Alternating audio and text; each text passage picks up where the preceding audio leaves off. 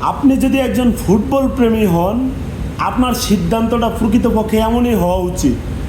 এই যে কাপটা দেখতেছেন, ওনার হাতে কাপ দেওয়ার সম্পূর্ণ তোড়জোড় অলরেডি শুরু হয়ে গেছে। এবং একজন আর্জেন্টাইন ফ্যান হিসেবে আমার কাছে এটা খুবই লজ্জাজনক একটা ব্যাপার।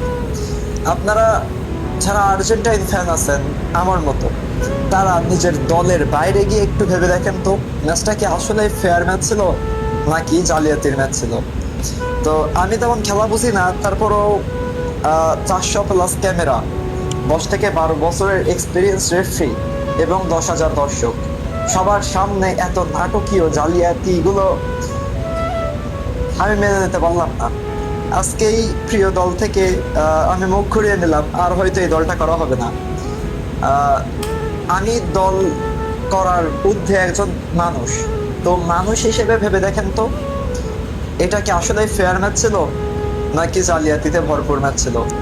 তো এখন আপনারা অনেকে বলতে পারেন যে ভাই আপনি কি বলতেছেন বা এমন কিছু, নিজেরা একটু ভেবে দেখেন। আর আমি নিজের একজন আর্জেন্টাইন ফ্যান, তো এই হিসেবে এই দলটা আর করা হবে না। আজকের মতোই আর্জেন্টিনার সাথে সকল কানেকশন শেষ।